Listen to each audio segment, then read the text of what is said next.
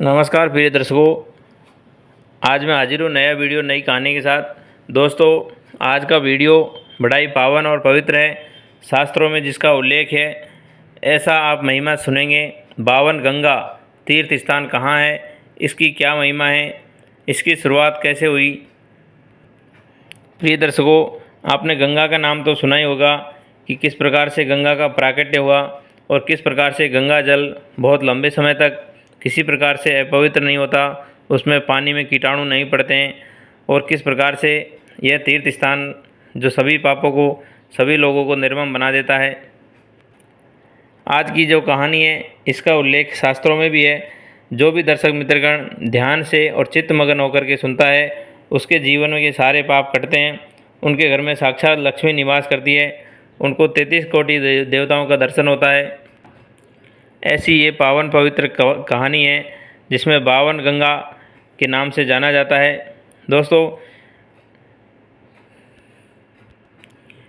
जो भी दर्शक मित्रगण चैनल से नए जुड़े हो, चैनल को सब्सक्राइब करें और बेल आइकन को प्रेस करें। कमेंट में हर हर महादेव और जय गंगा मैया लिखना ना ही भूलें। अब मैं कहानी शुरू करता हूँ।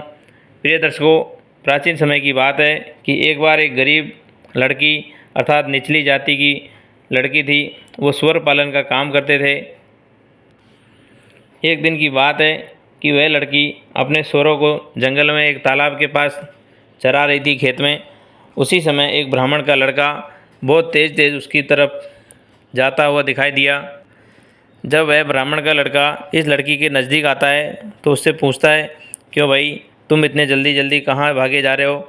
दोस्तों, वो ब्राह्मण का लड़का कहता है कि आज गुरु पूर्णिमा का दिन है और मैं गंगा मैया में स्नान करके पावन पवित्र डुबकी लगाना चाहता हूँ और मैं जल्दी से जल्दी वहाँ पहुँचना चाहता हूँ। लड़की ने यह जवाब उसका सुना तो वह लड़की मुस्कुरा कर बोली कि यह असंभव है, क्योंकि गंगा नदी यहाँ से कोसों दूर है और आपका पहुँचना समय पर नामुमकिन है। ब्राह्मण का लड़का कहता है कि यदि मैं आज के दिन स्नान नहीं कर पाया तो मेरा जीवन बर्बाद हो जाएगा, मेरा इस धरा पर जन्म लेना नाकाम हो जाएगा। प्रिय दर्शकों, वो लड़की उसको एक युक्ति बताती है, एक उपाय बताती है। यदि आप पवित्र होना चाहते हैं और इस धरती पर जन्म लेना सही अर्थ में सही करना चाहते हैं तो जैसा मैं बताती हूँ वैसा कीजिए। दोस्तों, जहाँ उसके सूअर नहाते थे, उसने उस तालाब की तरफ इशारा किया कि आप इस तालाब में इसी समय डुबकी लगा लो, आपका कल्याण हो जाएगा और आपका जन्म सफल हो जाएगा। उस लड़की ने उससे कहा कि ब्राह्मण देवता, आप सच्ची श्रद्धा से डुबकी लगाएंगे तो आपको प्रत्येक सुख इसी क्षण में प्राप्त हो जाएंगे। बदले में गंगा स्नान का सारा पुण्य मिलेगा। इसी तालाब में गोता लगाते ही ब्राह्मण ने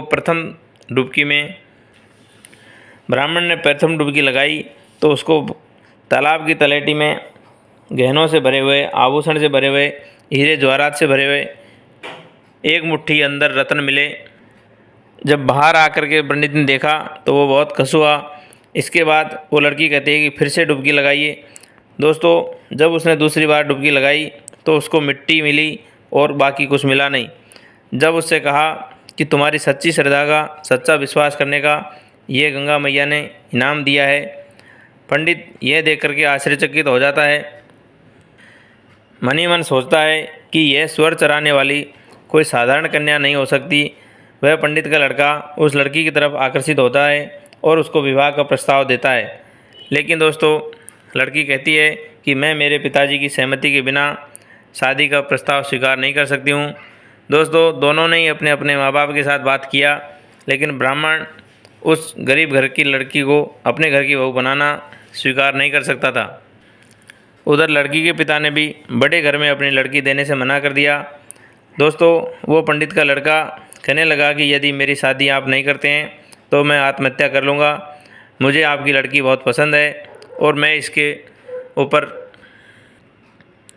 मोहित हूँ। दोस्तों, वो सूअर चराने वाली लड़की का पिता अब वो सोचने लगा कि मेरी वजह से कोई आदमी मर जाए या ब्राह्मण की हत्या हो जाए तो इसका मैं दोषी माना जाऊँगा, और उन्होंने कहा कि मैं शादी करने के लिए तैयार हूँ। दोस्तों, आप सभी जानते हैं कि शादी में कुछ न कुछ दहेज में दिया जाता है। ये स्वर चराने वाली लड़की जो कि ब्राह्मण की पत्नी होने जा रही थी, उसने कहा कि आप मेरे पिताजी से जो मैं कहूँ वही मांगना, उसके अलावा कुछ नहीं मांगना। दोस्तों, लड़की ने कहा कि मेरे पिता से आप एक गाय, एक सुअर और एक तोता मांगना। पत्नी के कहे अनुसार दहेज में उसने यही 3 चीज़ें मांगी। लड़की के पिता ने अपनी पुत्री और दामाद को जो दहेज में मांगा वो दे दिया। अब ये ब्राह्मण और उसकी पत्नी दोनों गांव छोड़ करके चले गए, क्योंकि दोस्तों ऐसे लोगों से बहुत लोग नफ़रत भी करते हैं। इसलिए इन्होंने अपनी अलग दुनिया, अलग संसार बसाने के लिए सोच लिया और ये कहीं दूर अन्यत्र चले जाते हैं रहने के लिए। अब इनका जो तोता था वो इंद्र के दरबार में जो भी फैसले होते थे, जो भी घटनाएं घटती थी, वो वहाँ देख करके आता और चुपचाप से अपनी मालकिन को बताता। और जो इनका स्वर था वो सभी पृथ्वी में जितने स्वर थे उन सबका नेता था। और जो ये गाय दहेज में मिली थी, सुरभि गाय, यह खूब उपज देती थी, खूब दूध दही देती थी, माखन मक। अब यह पत्नी और ये ब्राह्मण का लड़का दोनों खुशी खुशी पूर्वक रहते। एक दिन क्या होता है, इंद्र की सभा में एक फैसला चल रहा था। इंद्र ने सोचा कि मुझे धरती पर अकाल पाड़ना है और यदि बरसात होनी है तो केवल और केवल राजगीर की पहाड़ियों में थोड़े बहुत एरियो में होनी है, बाकी सब जगह मुझे धरती पर अकाल पाड़ना है। और ये जो लड़की और ये जो ब्राह्मण का लड़का है, इनको परेशान करना है, पूरी पब्लिक को परेशान करना है। दोस्तों, आप सभी जानते हैं राजगीर का जो इलाका है वो बिहार में पड़ता है, नालंदा के आसपास। तो प्रिय मित्रों, जब तोते ने इंद्र की जो फैसला था, खबर था, वो अपनी मालकिन को आकर के बताया, तो मालकिन ने यह सुनकर के अपने सारे सुरों को आदेश दिया कि तुम पहाड़ी वाला जो एरिया है उसको खोद दीजिए।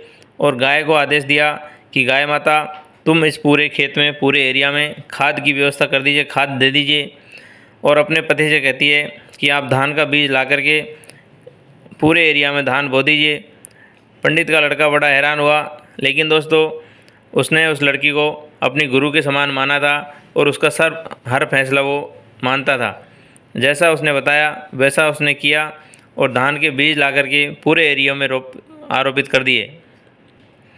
गाय ने भी पूरे एरिया में धान, पूरे एरिया में खाद डाल दिया और सुअरों ने भी पूरे एरिया को खोद दिया। जब इंद्र ने बताई हुई योजना के अनुसार राजगीर की पहाड़ियों पर बारिश किया तो दोस्तों कुछ समय बाद धान लहलाने लगा और पूरी फसल लहलाने लगी। पूरे एरिया में अकाल था, लेकिन राजगीर की पहाड़ियों में इस लड़की ने और इस ब्राह्मण के जो लड़के ने, दोनों ने प्लानिंग के अनुसार पूरी पब्लिक के लिए अनाज हो जाए इतना अनाज बो रखा था। जब यह देखा तो इंद्र की योजना फेल हो गई और इंद्र खुद परेशान हो गया कि मैं तो इधर अकाल पाड़ने की सोच रहा था और यहाँ तो पूरा इन लोगों ने खेल कर डाला। दोस्तों, इंद्र को कुछ समझ में नहीं आ रहा था कि ये हुआ क्या है। अब इंद्र दूसरी चाल चलता है। उसने सोचा कि ये जो फसल है इसको नष्ट करने के लिए चूहों की फौज मुझे भेजनी चाहिए। दोस्तों, वह तोता यह भी खबर ले आया और अपनी मालकिन से आके बताता है कि मालकिन, अब इंद्र ने दूसरा जाल फेंका है और चूहा भेज करके हमारी फसल नष्ट करना चाहता है। यदि आप फसल को बचाना चाहते हैं तो बिल्लियों का इंतज़ाम करो। उस लड़की ने अपने पति से कहा कि आप जल्दी से जल्दी बहुत सारी बिल्लियों का इंतज़ाम करिए ताकि ये चूहे हमारी फसल को नष्ट नहीं कर सके। उस ब्राह्मण लड़के ने बहुत सारी बिल्लियों का इंतज़ाम कर दिया तो चूहे डर के मारे भाग गए। यह सब देखा तो इंद्र फिर क्रोधित हुआ कि मेरा कोई भी प्लान कामयाब क्यों नहीं हो रहा है। दोस्तों, वह तोता रोज़ वहाँ की खबर ला करके इस लड़की को बता देता था। अब इंद्र ने तीसरा चाल चला। उसने सोचा कि ये फसल काट करके जहाँ रखेंगे खलियान में, मैं उस फसल को ही बर्बाद कर देता हूँ रखी रखी को, और मैं बहुत तेज़ तूफ़ान लाऊंगा। प्रिय दर्शकों, यह खबर भी तोते ने सुनी और अपनी मालकिन को आके बता दिया। मालकिन ने अपने पति से कही कि पिया जी, आप एक काम कीजिए, इस पहाड़ी के चारों तरफ एक गहरी खाई खुदवा दीजिए और इसको धान को उसमें इकट्ठा करते हैं ताकि ये अनाज हमारा सुरक्षित बचा रहे और मुसीबत में गांव वालों की रक्षा के लिए काम आ सके। दोस्तों, लड़की की बहुत सारे गुण थे, चतुराई थी और ये कुशलता को देख करके देश को अकाल से बचा लिया। और ब्राह्मण ने भी जैसा ही काम किया जैसा उस लड़की ने बताया था। इतना सब देखने के बाद इंद्र खुद माफ़ी मांगने लड़की के पास आता है, कहता है कि भाई आपने मुझे कामयाब नहीं होने दिया, आप बहुत बड़ी देवी हो।